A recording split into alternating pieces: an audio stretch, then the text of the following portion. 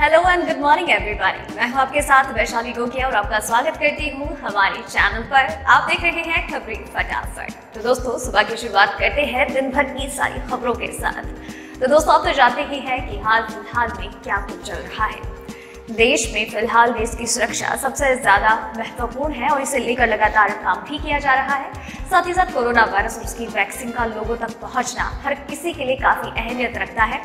तो साथ ही साथ कोरोना वायरस वैक्सीन का पूरी दुनिया भर में ट्रायल चल रहा है। तो साथ ही साथ इंडिया में भी फेज 3 के ट्रायल के लिए सारे काम शुरू हो चुके हैं। और इसी के अलावा ये त्योहारी सीजन चल रहा है, तो देश की जनता के लिए कई नए ऑफर्स लेकर आए जा रहे हैं, जो कि आपको जाना बहुत जरूरी है और उसके लिए आपको वीडियो एंड तक देखना होगा। तो चलिए खबरों की ओर बढ़ने से पहले एक नजर डालते हैं सुर्खियों की ओर। दिल्ली में त्योहार पर राहत, डीटीसी बसों में 20 यात्रियों की सीमा खत्म, यह है नया नियम। मार्च तक आएगी कोरोना वैक्सीन, लेकिन सबसे पहले किसे मिलेगी? वैज्ञानिकों का दावा, कोरोना वायरस को निष्क्रिय कर सकता है एंटी वायरल परत वाला नया मास्क। ट्रेन में अकेले सफर करने वाली महिलाओं को डरने की जरूरत नहीं, मेरी सहेली करेगी मदद। कल से बदल जाएंगे आपकी जिंदगी से जुड़े ये नियम, आम आदमी की जेब पर पड़ेगा सीधा असर। राशन की दुकान पर जमा हो सकेगा बिजली और टेलीफोन का बिल, गाजियाबाद में हुई इसकी शुरुआत। जी हाँ दोस्तों, ऐसी और भी कई खबरें और अपडेट्स निकलकर सामने आ रही है, जिनकी सही और सटीक जानकारी हम आपको आगे इस वीडियो में देंगे और आपको वीडियो एंड तक देखना बहुत जरूरी है। लेकिन आगे खबरों में बढ़े उससे पहले एक छोटी सी रिक्वेस्ट है, और वो ये है, हम बड़ी मेहनत के साथ आपके लिए वीडियो बनाते हैं और आप भी बहुत प्यार, मेहनत और सब्र के साथ वीडियो एंड तक देखते हैं। उसका हम तहे दिल से शुक्रिया अदा करते हैं। बस आप अपना ये प्यार और सपोर्ट हमारे साथ ऐसे ही बरकरार रखिए, और क्योंकि आपका ये प्यार और सपोर्ट हमें मोटिवेट करता है, इसलिए मोटिवेशन के लिए वीडियो को लाइक कर दीजिए। साथ ही साथ मनोबल और बढ़ाने के लिए और अपने विचार हमसे साझा करने के लिए नीचे कमेंट सेक्शन में जाकर के अपने विचार हमसे साझा कीजिए।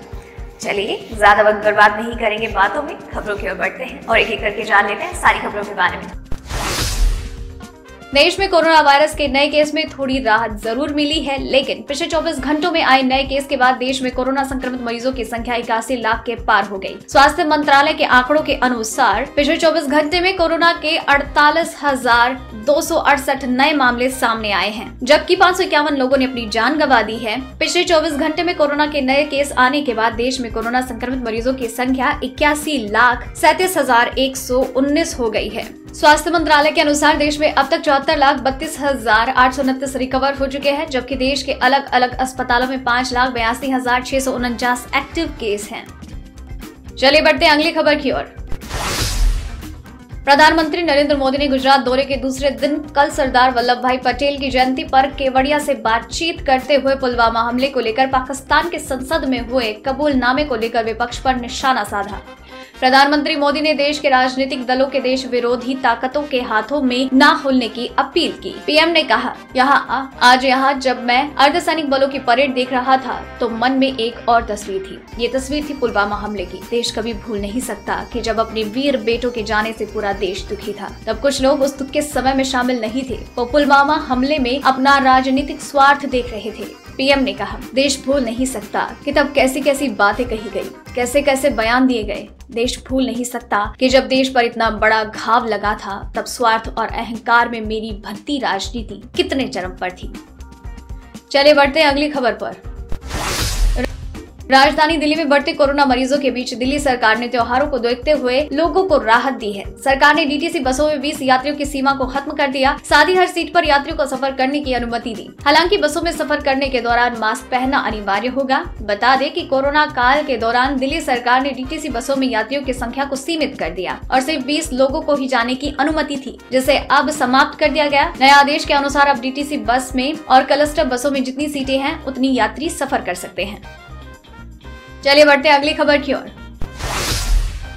वैज्ञानिकों ने एंटीवायरल परत वाला एक ऐसा नया मास्क डिजाइन किया है जो कोरोना वायरस को निष्क्रिय कर देगा और इसे पहनने वाला व्यक्ति संक्रमण के प्रसार को कम करने में अहम भूमिका अदा करेगा। वैज्ञानिकों के अनुसार मास्क के कपड़े में एंटीवायरल रसायन की परत होगी, जो मास्क के बावजूद सांस के जरिए बाहर निकली छोटी बूंदों को संक्रमण मुक्त करेगी। प्रयोगशाला में वैज्ञानिकों ने सांस लेने, छोड़ने, छींक, खांसी के अनुकरणों के जरिए पाया है कि ज्यादातर मास्क में इस्तेमाल होने वाले नॉन वोवेन कपड़े इस तरह के मास्क निर्माण के विचार के लिए सही हैं। मास्क की डिजाइन पर काम कर रही टीम का लक्ष्य मास्क पहनने के बाद भी सांस के जरिए बाहर निकली बूंदों में मौजूद वायरस की तेजी को निष्क्रिय करना है।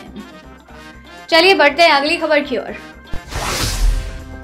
भारतीय रेलवे ने ट्रेन में अकेले सफर करने वाली महिलाओं की सुरक्षा के लिए मेरी सहेली अभियान शुरू किया है, जिसमें रेलवे पुलिस बल की महिला विंग महिला यात्रियों का हालचाल जानेगी और उन्हें यात्रा के दौरान आत्मरक्षा के गुर भी सिखाएगी। इसके अलावा महिला यात्रियों को सफर के दौरान कोई परेशानी होती है तो उसका निदान भी महिला विंग करेगी। रेलवे का मानना है कि इस पहल से ट्रेन में महिलाओं के साथ होने वाले अपराधों में कमी आएगी। रेलवे के इस अभियान के तहत RPF की महिला विंग अकेले यात्रा करने वाली महिलाओं का सीट नंबर नोट करेंगे और महिला पैसेंजर को जागरूक करेंगी कि किसी अनजान व्यक्ति से खाने पीने की चीज ना लें। जो भी सामान लेना है वो IRCTC के वेंडर या उसकी अधिकृत स्टॉल से ही ले। वहीं RPF सुरक्षा हेल्पलाइन नंबर 182 और GRP सुरक्षा हेल्पलाइन नंबर 1512 में भी जागरूक किया जाएगा।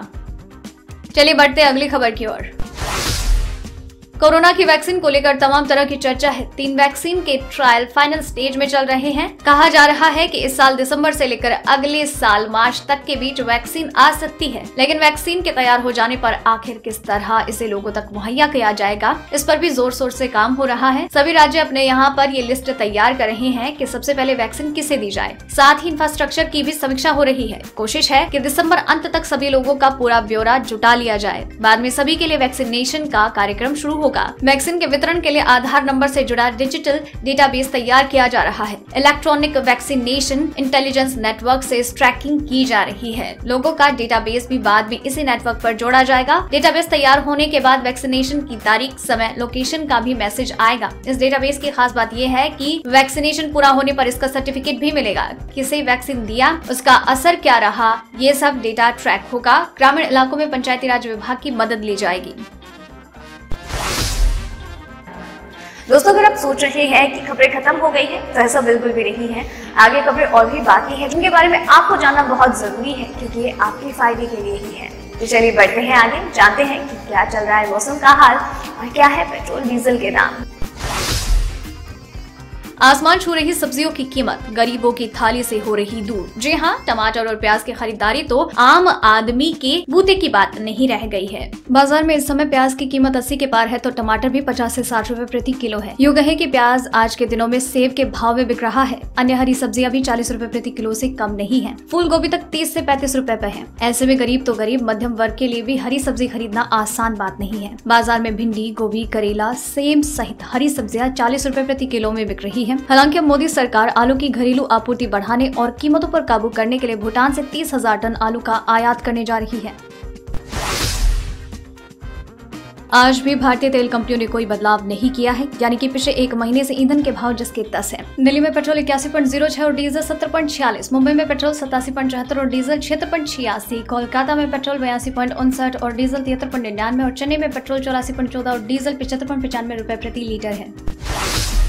देश भर में कल से रोजमर्रा की कई चीजों के नियम बदलने जा रहे हैं। इसमें से कुछ ऐसे बदलाव भी है जिनका सीधा असर आम आदमी की जेब पर पड़ने वाला है। 1 नवंबर से LPG सिलेंडर की डिलीवरी का नियम बदल जाएगा। तेल कंपनियां 1 नवंबर से OTP सिस्टम लागू करेगी, यानी गैस की डिलीवरी से पहले उपभोक्ता के रजिस्टर्ड नंबर पर एक OTP भेजा जाएगा। अगर आप इंडेन के ग्राहक हैं तो आज से अब आप पुराने नंबर पर गैस बुक नहीं कर पाएंगे। देश के सरकारी तेल कंपनियां हर महीने की पहली तारीख को LPG सिलेंडर की कीमतें तय करती है। कीमतों में इजाफा भी हो सकता है तो राहत भी मिल सकती है। ट्रेन से सफर करने वालों के लिए एक जरूरी खबर है। 1 नवंबर से भारतीय रेल पूरे देश की ट्रेनों में टाइम टेबल को बदलने जा रही है। 1 नवंबर से ट्रेनों का नया टाइम टेबल जारी हो जाएगा।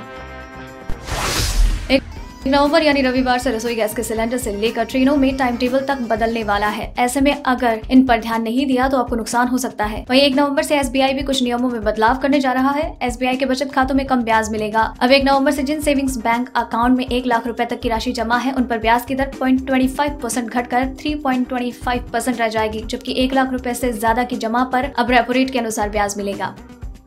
चलिए बढ़ते अगली खबर की ओर।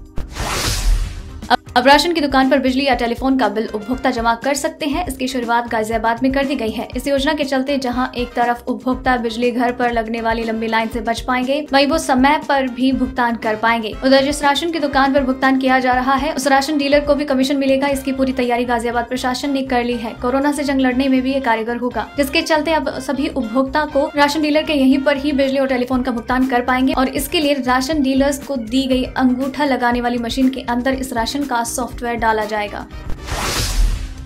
तो दोस्तों आज की इस वीडियो में इतना ही। खबरों का ये सिलसिला यही खत्म करते हैं, लेकिन आप तक खबरें लगातार पहुंचती रहेंगी और उसके लिए आप अभी चैनल को सब्सक्राइब कर लीजिए, वीडियो को लाइक कर दीजिए, साथ ही साथ अपने फैमिली और फ्रेंड्स के साथ शेयर भी कीजिए।